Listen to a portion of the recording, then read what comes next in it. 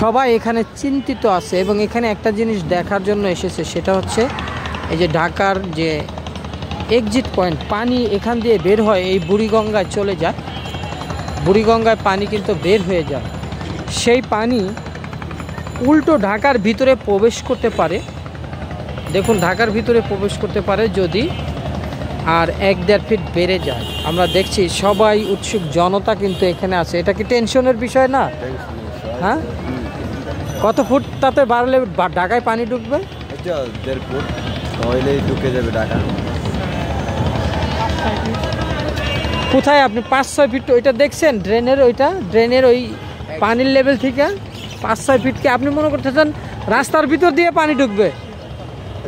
এই যে এইটার ভিতর দিয়ে পানি ঢুকবে 1-1.5 ফুট, ওইটাই আপনি হয়তো মনে করছেন যে রাস্তা উপচিয়ে পানি ঢুকবে, তাই না? তা না, এই যে এখান দিয়ে পানি ঢুকবে, এখান দিয়ে।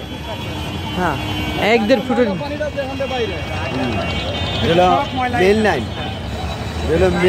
ম্যানহোল আর কি, ড্রেন, ড্রেনের ব্যবস্থা এইখান দিয়ে কিন্তু পুরান ঢাকার বেশি পানি বের হয়, তাই না?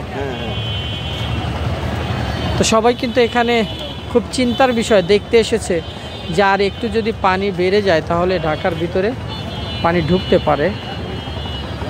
দেখা যাচ্ছে যে 1.5 ফুট হলে সমান সমান হলে তো আর পানির চাপ বের হবে না, তাই না? পানি ঢুকবে। আর এটার তো সুইচ গেটও নাই, তাই না? সুইচ গেট আছে। আচ্ছা, পানি যেহেতু বের হচ্ছে না, সুইচ গেটটি তাহলে বন্ধ আছে, পানি বেরোর স্রোত কিন্তু নাই, বোঝা যায় না। পানি বের হচ্ছে, পানি বের হচ্ছে একজন বলছে। আমরা তো দেখছি যে এখানে কিন্তু অবস্থা খুবই সংকটাপন্ন, যে কোনো সময় পানি ঢুকতে পারে বুড়িগঙ্গায়। সবাই মাঝে মধ্যে এসে দেখছে যে আসলে বুড়িগঙ্গা থেকে পানি উল্টো ঢাকার ভিতরে প্রবেশ করতে পারে। ওই যে ফাঁকা জায়গাটুকু দেখেন, 1 থেকে 1.5 ফুট জায়গা বাকি আছে, আমরা কিন্তু দেখছি।